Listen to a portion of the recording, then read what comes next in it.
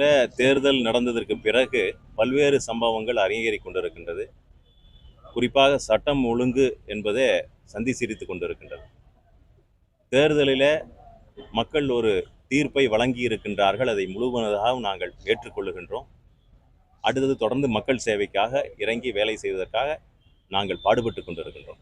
ஒரு புறம் இருக்க, இன்னொரு புறம் தொடர்ந்து தேர்தல் காழ்ப்புணர்ச்சி காரணமாக அரசியல் நாகரிகமற்று தொடர்ந்து பாரதிய ஜனதா கட்சியை பல்வேறு வகையிலே துன்புறுத்துவது, நபர்களை துன்புறுத்துவது, தொடர்ந்து எங்களுடைய தலைவர் அண்ணாமலை அவர்களை கொச்சைப்படுத்தி பேசுவது, நேரடியாக கொலை மிரட்டல் விடுத்து பல்வேறு சம்பவங்கள் நடங்கேறி கொண்டிருக்கின்றன.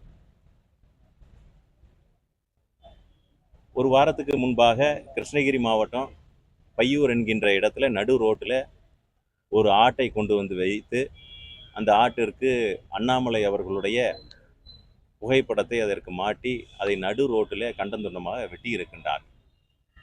இதை எதை காட்டுகின்றது என்று சொன்னால், நேரடியாக அடுத்தது பாஜக மாநில தலைவரை எந்த அளவுக்கு வேண்டுமானாலும் இதே மாதிரி நாங்கள் செய்வோம் என்கின்ற ஒரு எச்சரிக்கை விடுக்கின்ற விதத்தில் அதை செய்திருக்கின்றார். முதலாவது ஆட்டை நடு ரோட்டில் வெட்டுவதே ஒரு குற்றச்செயல் தான். அதுவும் அது ஒரு காணொலியில் அதை பரப்பி மிக கொடூரமாக அதை செய்திருக்கின்றார்.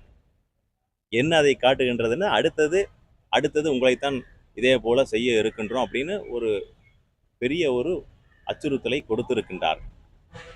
இதுதான் திராவிட முன்னேற்ற கழகம், இந்த அரசாங்கம் இன்றைக்கு வேடிக்கை பார்த்து கொண்டிருக்கு. இன்றைக்கு வரைக்கும் அந்த நபர்களை கைது செய்யப்படவில்லை. அங்கே இருக்கக்கூடிய எங்களுடைய சகோதரர்கள் புகார் தெரிவித்திருக்கின்றார்கள். அந்த புகாரின் அடிப்படையில் இதுவரை கைது செய்யப்படவில்லை. அதனால் அதை தொடர்ந்து பாரதிய ஜனதா கட்சியினுடைய தலைவர்களுக்கு பல்வேறு விதத்தில் கொலை மிரட்டல்கள் கொடுத்து கொண்டு தான் இருக்கின்றார்கள். அதை தொடர்ந்து என்னுடைய முகநூல் கணக்கில் சில நபர்கள் அடுத்தது உங்களை கண்டந்துட்டமாக வெட்டுவோம் என்று சொல்லி இருக்கின்றார்கள். அதுக்கெல்லாம் பயப்படுற ஆள் பிஜேபிக்காரங்க என்றைக்குமே கிடையாது. அதெல்லாம் தாண்டித்தான் நாங்களும் நின்று கொண்டு இருக்கின்றோம்.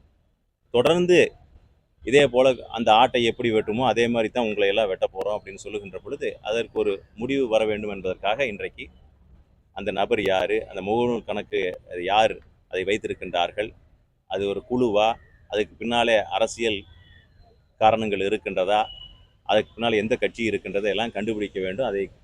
அதுக்கான நீங்கள் ஒரு எஃப்ஐஆர் பதிவு செய்ய வேண்டும். அப்படிங்கிறதுக்காக இன்றைக்கு கமிஷனர் அலுவலகத்தில் நானும் எங்களுடைய கோவை நகர் மாவட்டத்தினுடைய தலைவர் திரு ரமேஷ்குமார் அவர்களும் அவர் சார்ந்து எங்களுடைய நிர்வாகிகள் அத்தனை பேரும் இங்கே வந்திருக்கின்றோம்.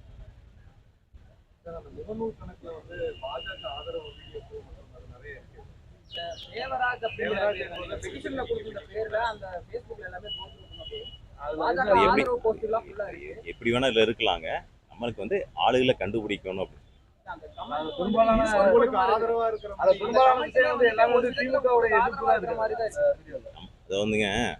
கண்டென்ட் என்னன்னா, யார் அதை பதிவு பண்றாங்க, எந்த ஐடியில யாரு போய் போடுறாங்கன்னு தெரியாது. எப்படி வேணாலும் எங்களுடைய பதிவு போடுற மாதிரி போட்டு இதையெல்லாம் கொண்டு போடலாம். நம்ம எத்தனையோ விதத்துல நம்ம பார்த்து கொண்டு தான் இருக்கின்றோம். அதனால சரியான கோணத்துல அதை விசாரிக்கப்பட வேண்டும். அடுத்ததை வெட்டி உங்களை மாதிரி தான் வெட்டுவோம் அப்படின்னு சொல்லும் பொழுது, நான் நிறைய பதிவை அது முன்னால் போட்டிருக்கிற பதிவெல்லாம் கடந்து போயிட்டோம். தொடர்ந்து நாளைக்கு வருவோம், நாளைக்கு வெட்டுவோம், நாளைக்கே எல்லாம் பண்ணுவோம்னு தொடர்ந்து செஞ்சு அதை சொல்லிக்கொண்டே இருக்கின்ற பொழுது இதுக்கு ஒரு முற்றுப்புள்ளி வைக்க வேண்டும் அப்படின்னு சொல்லி இது என்ன காட்டுகின்றதுன்னு சொன்னோம்னா, இது புகார் மட்டும் கிடையாது. இது ஆரம்பத்திலேயே அதை தடுக்கப்பட்டு இருந்தால், அதை ஆட்டை கொண்டு நடு ரோட்டில் வச்சு நீ அதுக்கு அண்ணாமலை அவர்களுடைய புகைப்படத்தை மாட்டி வெட்டக்கூடியது அது காவல்துறைக்கு தெரியாதான் நான் கேட்குறேன். எல்லாத்துக்குமே தெரியும். இங்கே கூட்டிகிட்டு வர்றது, இழுத்துட்டு வர்றது, இது யார் இதெல்லாம் செய்வாங்க அப்படின்னு கிருஷ்ணகிரி மாவட்டத்தில் இருக்கக்கூடிய அந்த காவல்துறைக்கு தெரியாதா?